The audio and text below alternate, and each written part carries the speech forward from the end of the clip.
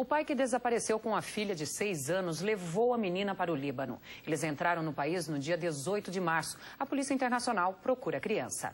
Com o passaporte da filha nas mãos, Cláudia quer entender como a menina chegou ao Líbano sem nenhum documento oficial. A polícia não viu, ninguém fez nada. Eu fiz várias ocorrências. Eu procurei a Polícia Federal. Gabriela, de 6 anos, foi passar o fim de semana com o pai, o empresário libanês Pedro Boutros, no dia 12 de março e não voltou. Segundo o advogado de Cláudia, a menina foi levada para o Líbano no dia 18 do mesmo mês. Ele está lá e, enfim...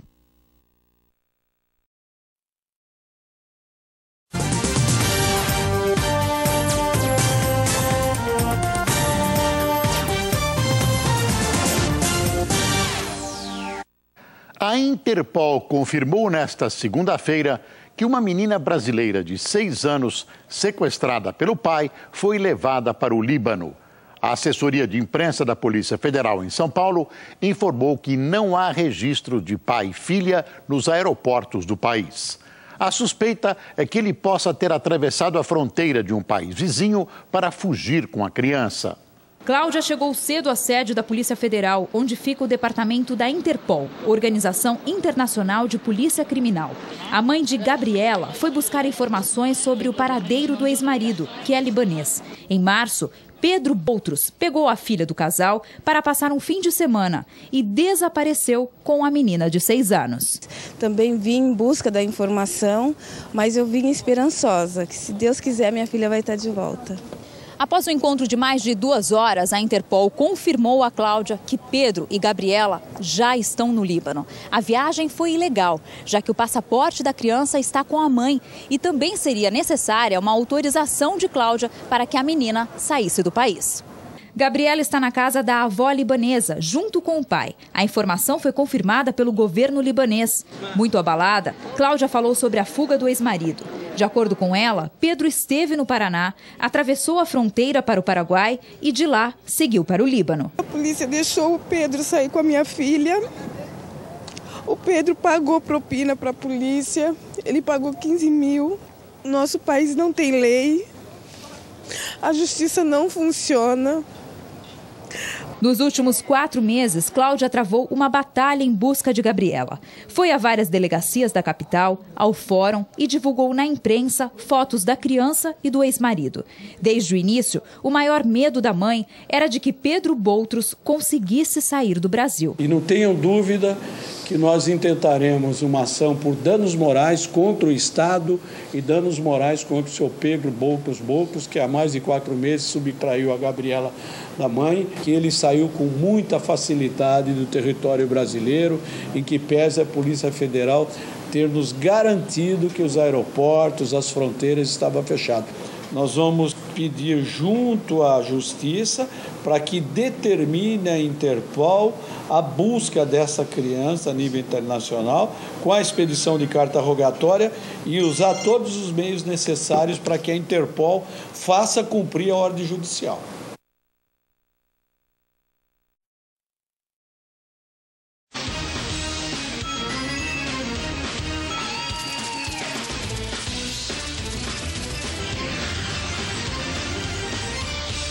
Polícia Internacional, a Interpol, procura uma brasileira de 6 anos sequestrada pelo pai libanês.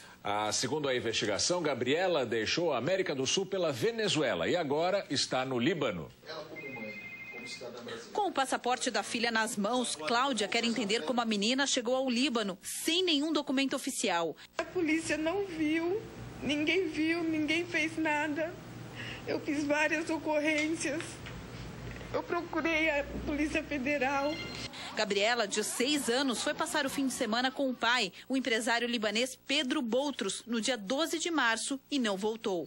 Segundo o advogado de Cláudia, a menina foi levada para o Líbano no dia 18 do mesmo mês. Ele está lá e, enfim, a Polícia Federal, a Interpol, nos comunicou com esse rastreamento, toda essa investigação. Os dois foram de carro até Foz do Iguaçu, de lá seguiram para o Paraguai, onde pegaram um avião para a Venezuela e aí viajaram para o Líbano.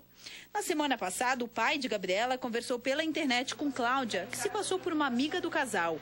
Pedro explicou por que escolheu a Venezuela como porta de saída. Disse que se pegasse um avião de lá com a filha, ninguém desconfiaria. Há 2 meses, Cláudia procurou a Polícia Federal, que, questionada pela nossa reportagem, não soube dizer se a menina deixou realmente o Brasil, nem como isso aconteceu. Gabriela Carvalho Boutros é agora dada como desaparecida na página da Interpol, Polícia Internacional. O próximo passo é comunicar à Justiça libanesa sobre o sequestro e contar com a ajuda das autoridades de lá para que Gabriela seja devolvida à mãe. Apesar da boa relação entre Brasil e Líbano, os 2 países não têm um acordo que esclareça situações como esta. Cláudia teme que a filha ache que ela abandonou. A mamãe morreu, que só o papai que ama a Gabi. Daí para pior.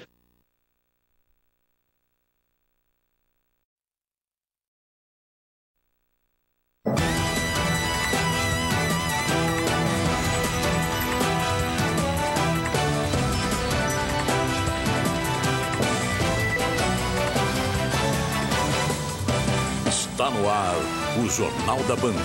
O Consulado do Líbano no Brasil reconheceu que a mãe da menina levada ilegalmente do país pelo pai tem direito à guarda da criança. Ela pode viajar ao Líbano para buscar a filha.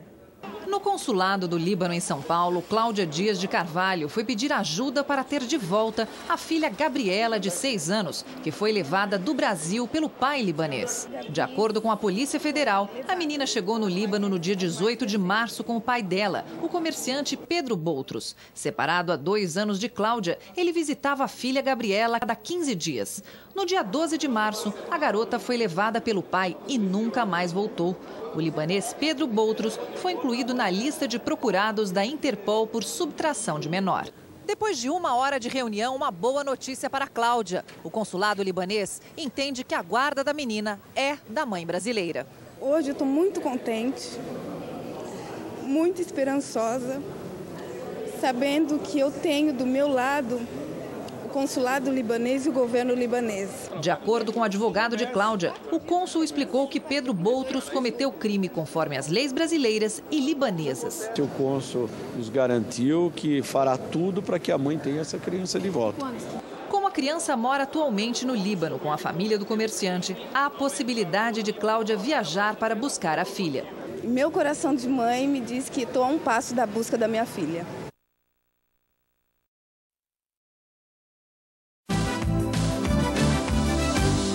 O Tribunal de Justiça de São Paulo determinou que a menina Gabriela Boutros, levada pelo pai para o Líbano ilegalmente, seja devolvida imediatamente para a mãe, que está no Brasil.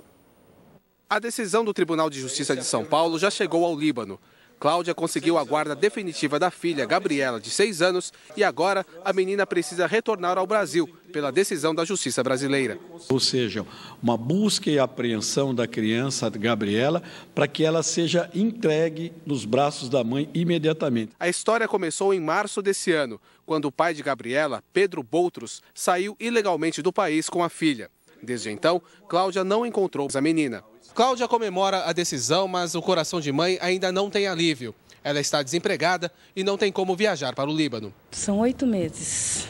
Há 8 meses que eu não vejo a Gabriela, há 8 meses que eu não tenho notícia, nem de familiares, nada, a não ser através do consulado brasileiro no Líbano. A Cláudia disse também que a Gabriela, a menina, está doente e pensa que a mãe morreu.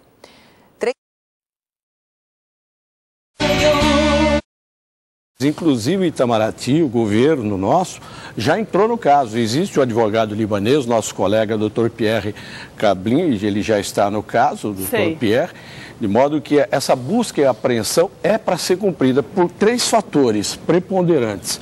A Cláudia não foi casada no Líbano, não casou de acordo com as tradições muçulmanas, é um país eminentemente católico, cristão, ela casou-se no Brasil e não houve o registro do casamento da Cláudia também no Brasil, de modo que essa busca e apreensão deve ser cumprida. E a Cláudia não está impedida de ver, se avistar, de ter a filha, porque para a Gabi, a Cláudia está morta. Gente. Então ela tem que chegar, o primeiro momento, quando ela se aportar no Líbano, o primeiro momento é que ela vá ao encontro da filha para poder abraçar, para sentir a filha e, sobretudo, encetar medidas para que essa busca seja cumprida. E lá ela vai adotar outras medidas também. Esta é a razão, inclusive, nesse sentido da busca já ser imediatamente. Doutor, para ele sair daqui e levar essa menina foi muito fácil.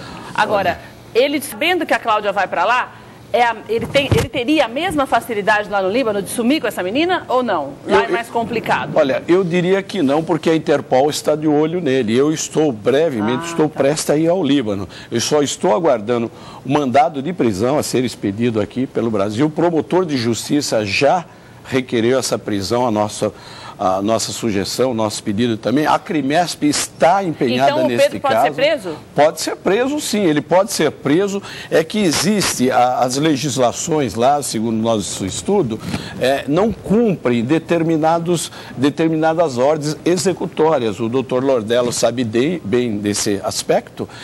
Sim, só a sentença já homologada. A Cláudia tem a guarda provisória, mas essa guarda provisória foi deferida à Cláudia, a nosso pedido da Crimesp, como? Através de uma tutela antecipada. E o Pedro Boutros estava impedido de deixar o Brasil. Então, de modo que é um empenho nosso, é uma luta nossa, efetivamente, porque ele está, nós diríamos assim, Lordello, que ele está naquela linha vermelha, naquela posição assim, se ele deixar o país, realmente as coisas vão piorar para ele. É uma sinuca de bico, né, doutor? É uma sinuca de bico. É uma sinuca, realmente não tenha dúvida. Então ele pode ser extraditado e preso aqui, é isso?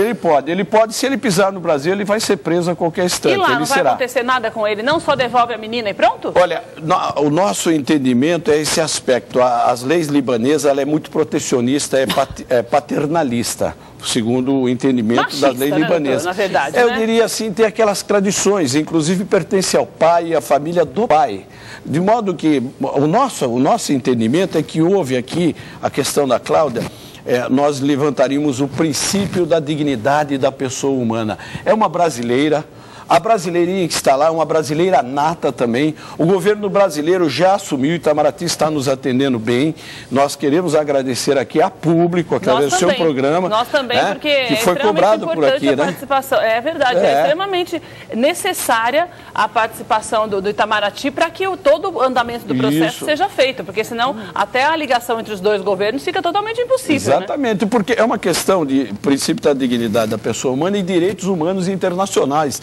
Houve o quê? Há um entendimento, mesmo que o Líbano não seja signatário da Convenção de Haia, ou seja, não assinou o tratado no que diz respeito a direitos humanos, no que diz respeito, propriamente dito, a direitos humanos, houve uma infringência por parte de um cidadão libanês que sequestrou, aspas, subtraiu a criança e levou para o exterior sem ter a guarda. E mais ainda, o libanês, o Pedro Boutros, ele estava proibido judicialmente e legalmente de deixar o país.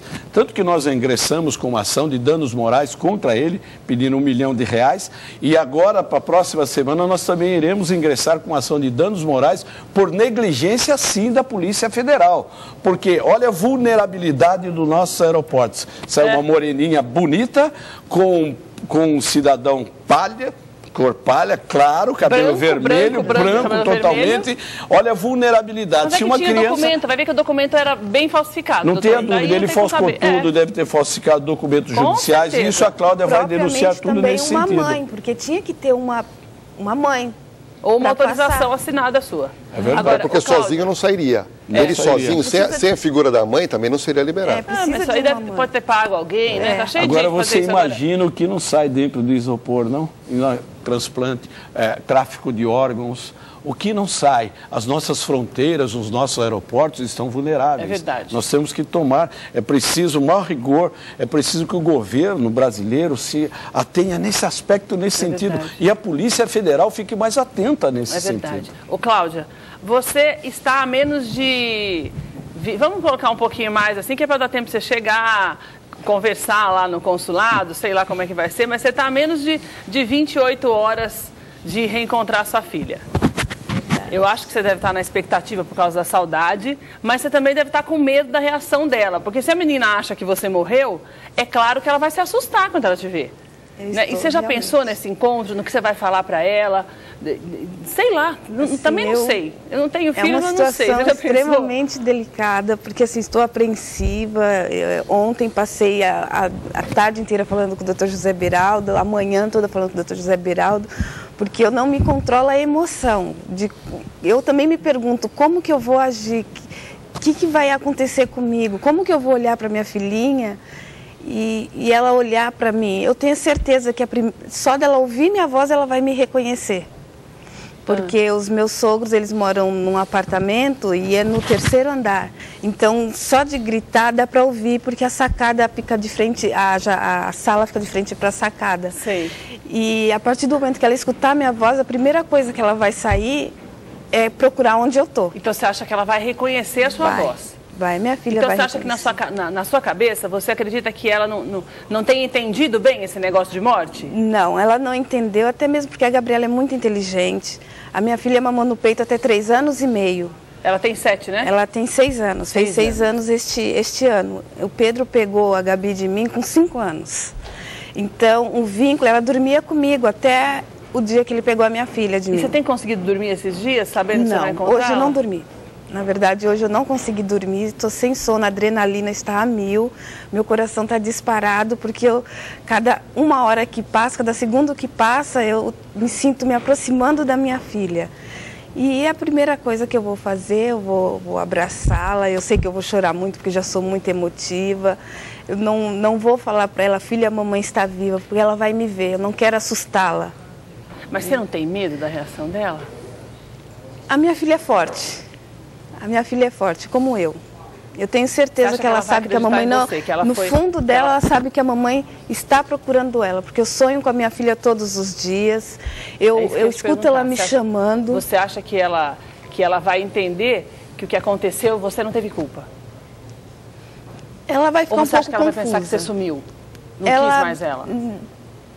Vai ficar um pouco confusa, mas depois do primeiro abraço, do primeiro beijo, ela não vai ter dúvida nenhuma. Agora, a sua filha mexia na internet? Ela brincava na internet? Só com joguinhos de escola. Porque se ela colocar o nome da mãe hoje na internet, vai aparecer um monte de matéria. E você acha que o pai dela vai deixar ela ficar mexendo? Não, mas às vezes uma criança tem um acesso à internet, se ela brincar ali e colocar o nome... Mas eu não sei se ela tem essa facilidade. E ela não sabe escrever. Eu acho que começa tudo, se você me permite, começa tudo por aqui. Por esse programa espetacular, a gente começa só coisa boa. A gente vê que começou tudo aqui, flui muito bem as coisas. A Cláudia, o Brasil está indo com a Cláudia. Está todo mundo torcendo. A mídia está indo com a Cláudia. Os brasileiros querem resgatar uma brasileirinha. E sabe por quê? E o governo não pode deixar ela sucumbir. Porque isso aconteceu muitas vezes, de uma forma, como eu dizia antes, sem sucesso. Sem sucesso. Muitas crianças estão longe da mãe ou do pai, como aconteceu com o Fábio, de uma maneira injusta, de uma maneira desleal, desumana, e muitas vezes longe do país, sem que não se tenha notícia alguma. E ninguém tem direito de tirar as pessoas dessa forma, ainda mais quando é protegida pela lei, né? Que a guarda é da menina, né, doutora? Não tenho dúvida, porque a legislação brasileira, e de acordo com os direitos humanos internacionais, tem que prevalecer essa guarda-mãe. E ninguém poderá impedir a Cláudia. Tanto que nós recebemos um comunicado, até o doutor Ademar Gomes me comunicou, presidente do nosso conselho, da Crimesp, justamente o consulado, o governo brasileiro estará esperando pela brasileira Cláudia. Então a Cláudia não está efetivamente indo sozinho. Outra coisa, não é um país... eu diria assim, eu conheço bem a colônia libanesa, é um povo realmente bom. Na verdade, há essas ovelhas desgarradas, há essas pessoas de uma forma desumana que subtrair uma criança, assim, abater uma criança da mãe, deixar essa criança no ostracismo, no sofrimento, isso realmente é desumano. E o direito humano tem que prevalecer. Doutor Beraldo, é verdade. Agora, doutor, eu só quero agradecer a vocês pela parte. Cláudia, muito obrigada por você ter vindo hoje, porque eu imagino a ansiedade que você está, e você já está aí quase com as malas. Já deve estar com a mala pronta há muito tempo, né? Para embarcar às 5 horas da tarde. E a única coisa que eu quero te pedir é para que você deixe a gente informado. Claro. Nós estamos aqui torcendo para que você realmente encontre sua filha. E você mande notícias para a gente amanhã, a hora que você encontrar com ela, pelo menos para dizer que você a viu, que está tudo bem e que as coisas estão caminhando, viu? Vai com Deus, que dê tudo certo. Tá ok, obrigada. Doutor, nós vamos cobrar do senhor tudo que está acontecendo lá com a Cláudia. Claro, com boas notícias, como sempre, e eu espero que o povo brasileiro ajude também a patrocinar, colaborar com a Cláudia, para a Cláudia mantenha lá, porque a Crimestre já fez o lado dela e continuará fazendo. Obrigado, doutor, muito obrigada. Obrigado. Dani, Dani, você viu que notícia boa? Eu tô aqui torcendo, viu, querida? Nossa, olha, boa viagem. Se Deus quiser, você vai trazer notícias boas aqui pra gente e vai trazer essa filha linda aqui pra gente aqui no estúdio. Ai, que coisa boa, né, gente? Olha, deixa eu te falar uma coisa, eu tenho uma ótima dica para você de casa, que quer se cuidar, não quer gastar, né, uma fortuna com tratamentos estéticos. A minha dica é esta aqui, gente, ó. Kit Dr. Hollywood by Daniela Albuquerque. Olha, eu uso e recomendo, viu? Você sentirá o resultado logo nos primeiros dias.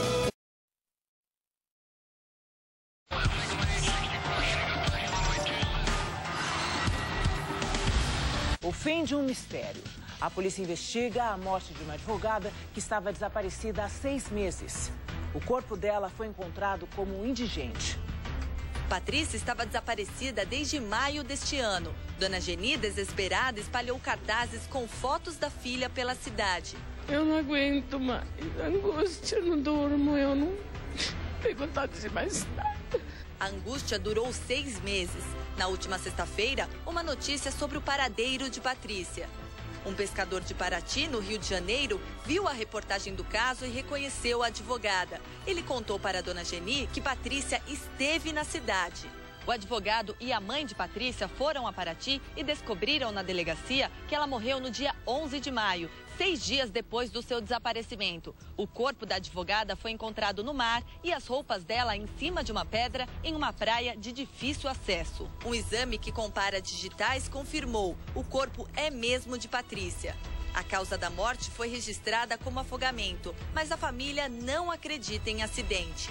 Os documentos dela não foram encontrados, por isso a advogada foi enterrada como indigente. Nosso entendimento, não houve um simples afogamento. No nosso entendimento, há que ser apurado se houve um latrocínio ou se houve um homicídio. Não foi uma fatalidade.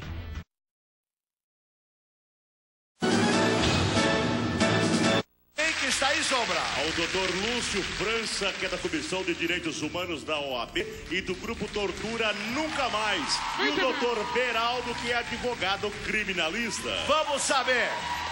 Vamos começar. O doutor Lúcio, vamos começar. Eu queria dizer boa noite para os dois. Boa noite. Boa noite. Tudo bem, doutor Beraldo? Tudo certinho? Boa noite, prazer em vê-lo. Doutor Lúcio, os presos merecem a saidinha temporária ou não? Bom, boa noite, Ratinho. É um prazer estar aqui no seu programa. Boa noite, meu colega aqui, debatedor, doutor José Beraldo, e o seu público. Eu acho que os presos merecem sair, essas saídas temporárias, primeiro porque é lei. Eles têm o direito legal de sair. Depois disso, quando o preso sai, Ratinho, é necessário esse esclarecimento, ele passa por todo um processo antes dele sair. Ele cumpre parte da pena, ele tem bom comportamento, ele não pode ter cometido nenhuma falta grave para ele ter direito a esse benefício. E outra coisa, durante o período que ele sai, ele continua sendo preso. Não é porque ele saiu que ele está livre. Ele tem todo um controle em cima dele. Se ele não voltar, por exemplo, ele retrocede ao regime fechado. Agora, da sua opinião, o preso recebe muitas regalias, não? Não, os presídios brasileiros são péssimos, né? Ali não tem ressocialização alguma, as pessoas não têm o que a própria lei de execuções penais prevê, que é a educação, que é a assistência social, que é o direito de assistência jurídica. E por que uma associação como a sua não trabalha, por exemplo, para fazer a privatização do sistema penitenciário, que está dando certo, por exemplo, em Vitória, no Espírito Santo, no estado do Espírito Santo, está dando certo, deu certo em Minas Gerais, deu certo no Paraná e em alguns estados, onde os governadores foram um pouco mais avançados, mais modernos, as prisões privatizadas deram certo. Porque o problema não está na prisão, minha gente. O problema está no Estado. O Estado não sabe tocar. Também acho. Você pega uma obra, manda o Estado fazer uma casa, ele leva 1 ano para fazer uma casa e não fica boa. Você manda uma empresa privada fazer uma casa, 1 ano, 2 meses depois a casa está pronta. O Estado não é tocador. Ratinho, só complementando essa sua colocação, nós somos contra a privatização dos presídios, porque nós achamos que é um dever do Estado fazer. Mas o Estado não sabe, doutor. Então, agora, esse é o problema do Brasil. É o dever do Estado fazer. Agora, o problema de vocês no Brasil é essa discussão. O Estado é obrigado. É obrigado, mas não sabe fazer. Concordo. Doutor Beraldo, preso no Brasil, recebe muitas regalias? Veja bem, Ratinho, recebe e ele tem essas saídas temporárias. E o preso no Brasil tem 5 saídas temporárias por ano. Na verdade, veja bem, na Itália os presos saem 30 dias. Só falta agora dar férias para os presos no Brasil. Vamos dar as férias ao preso no Brasil. Agora, o meu entendimento é o seguinte, saídas temporárias para presos não perigosos. Veja bem, Ratinho, a lei da execução penal coloca assim, saídas temporárias, máximo 7 dias. Veja bem, concede saídas temporárias para os dias das mães, os dias dos pais, os dias Páscoa da criança, Natal, Ano Novo e finados. Ora, se cria uma lei para que os presos nos dias de finados façam uma reflexão e visite o túmulo da sua vítima, visite o túmulo no dia de finados, para uma reflexão do que ele fez, a maldade que ele fez, e coloque o preso para trabalhar, para fazer obra social, para ajudar o Estado e não dar regalias. Agora, em certos casos, em presos perigosos, eu sou totalmente contra. Favorável, sim, a presos não perigosos. Aí sim, as saídas temporárias. Mas a gente fala dos crimes, mas 90% não comete crime. Mas, no máximo 10% comete crime. É bom só um esclarecimento que essas saídas temporárias, entendeu? Por exemplo, no caso do indulto, que é um decreto do presidente da República, onde as pessoas saem... São liberadas para sempre. São liberadas, é um perdão que o Estado dá à pessoa que Acho que a Madalena fez uma reportagem a respeito disso. Vamos ver, doutor, depois a gente volta a falar com o senhor. Vamos lá. 5 vezes por ano, vários detentos vão para casa. Os condenados que cumprem pena em regime semiaberto podem obter autorização para a chamada saída temporária. As famílias lamentam quando o parente preso não consegue o benefício. Não. Pus advogado, mas diz que a filha dela está em cima do juiz. É meu sonho que ela saísse daí, né? No Natal, que ela fosse para casa. Passar o Natal com 2 filhos dela, que ela tem 2 filhos, né? E quando a autorização é concedida, o Natal daquela família é momento de grande alegria. A minha filha, ela vai sair. No Natal ela está comigo, né? Ela tem criança? Tem, ela tem meu neto, né? Então deve estar com tudo preparado na casa já? Tá preparado, né? O que a senhora vai fazer de gostoso? Ah, eu nem sei, viu? Eu tô tão emocionada, eu tô tão feliz que eu nem sei, sabe? No Natal do ano passado, 23.331 presos no estado de São Paulo tiveram esse benefício. Mais de 1.900 não voltaram para a prisão. 8,5% se transformaram em fugitivos. O que eles andam fazendo por aí? Se já é difícil recomeçar a vida e conseguir emprego para aqueles que cumpriram a pena integralmente por causa do preconceito contra os ex-presidiários, muito mais complicado é para aqueles que estão na rua, mas são considerados fugitivos. Além disso, vários ainda carregam consigo as taras e os distúrbios causadores dos crimes que os colocaram na prisão. Chamada pelos presos de saidinha, a oportunidade de passar datas festivas com a família colocou na rua o homem que aparece de boné nestas imagens. Ele não voltou para a cadeia e no dia 4 de novembro passado deu 3 tiros no sargento da Polícia Militar, Alaelcio Pereira de Araújo, ao receber voz de prisão quando tentava roubar sua moto. O assaltante atira na cabeça do sargento, que morreu na hora.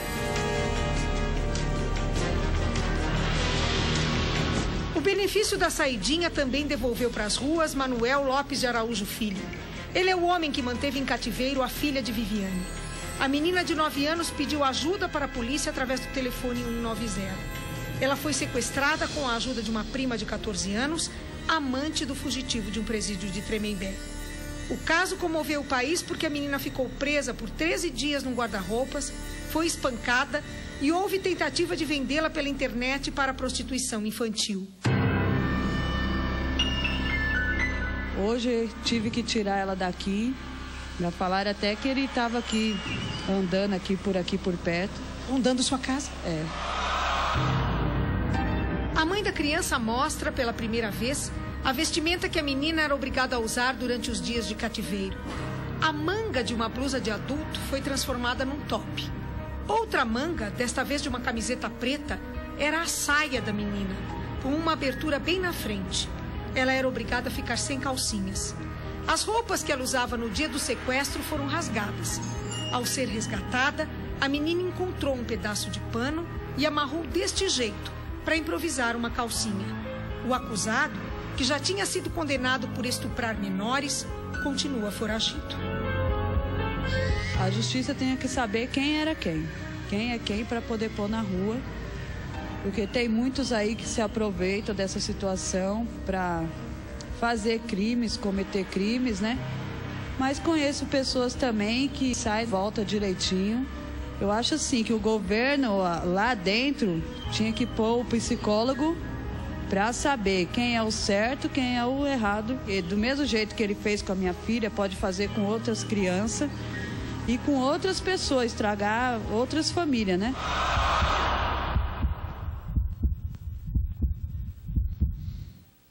Muito bem. E a gente sem contar o caso daquele cara que matou o Tim Lopes, que teve um baita de um benefício, cara, um bandidão, e ninguém até hoje perguntou por que, quem autorizou. Como é que é o nome daquele bandido?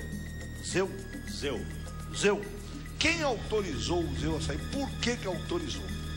Como é que um bandido que pegou alguém, cortou aos pedaços, e cozinhou e queimou, podia estar na rua 2 anos depois?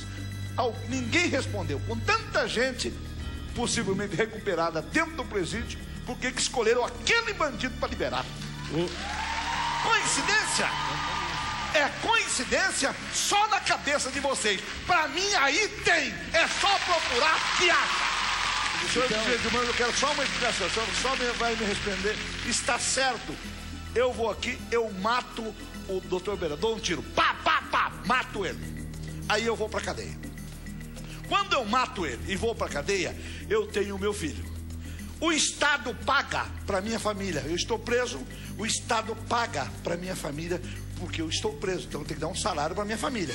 É assim a lei. Mas o Estado não paga para a mulher dele que perdeu o marido. É errado. Não, e eu não vejo os direitos humanos lutar por isso. Ele perdeu a mulher dele perdeu o marido, perdeu o sustento. A mulher do bandido também perdeu o sustento. O bandido está preso. Só que foi o bandido que cometeu o crime. Ela, a mulher do bandido, recebe. A mulher da vítima não recebe. Ele vai receber a punição, a família dele também será punida indiretamente. Mas é a família dele? Porque doutor, a família dele, doutor. Sim, ele tem que pagar pelo crime. Os direitos humanos não lutam pela impunidade. Mas a família da vítima ficou sem o pai. Os direitos humanos, existe uma confusão muito grande em relação à questão dos direitos humanos que só vai pro lado dos bandidos. Isso não é verdade. Os direitos humanos pregam que a pessoa que cometeu um crime, Ratinho, ele tem que ser punido, só que ele tem que ser cumprida a pena dele de uma maneira digna para que ele possa sair de lá e ser ressocializado. Perfeito, mas eu digo assim, mas o filho da vítima ficou sem o pai. E o filho do bandido tem um dinheirinho lá para receber. A família sofre dupla punição. Claro. E o Estado gasta mais de 5 salários mínimos por mês com o preso. Para manter o preso, ele tem café da manhã. O preso tem almoço. O preso tem jantar. E faz greve de fome. Agora o que eu quero, Ratinho, o que eu quero é dizer o seguinte: os presos perigosos que matam, roubam, estupram, os verdadeiros traficantes, esse sim tem que ficar preso, enclausurado, cumprir a pena. Agora, não os pobres, porque quem permanece preso hoje em dia são os pobres que não têm condições de exaurir. Quem vai ser preso é eu, se o senhor não fizer uma tecnomania. Sou seu advogado. É você. Nós recebemos aqui o doutor Lúcio França, que é da Comissão de Direitos Humanos da OAB e Grupo de Tortura Nunca Mais. Eu queria agradecer a presença do doutor Lúcio e do doutor José Beraldo e dizer o seguinte: o assunto é bom e o tempo é pouco. Eles voltam numa outra oportunidade. Tá bom, doutor Beraldo? Muito obrigado, Ratinho. Estou sempre à disposição e, evidentemente, um Feliz Natal a todos, aos presos, às vítimas e que a violência não campeie mais nesse país. Muito bem, doutor, conta. Muito obrigado, Ratinho. Eu desejo a você e a sua produção um Feliz Natal. E que realmente esse clima de confraternização seja estendido a todos nós, inclusive aos presos. Muito obrigado pelo convite. Um abraço. Olha, eu vou para o intervalo comercial, eu volto já.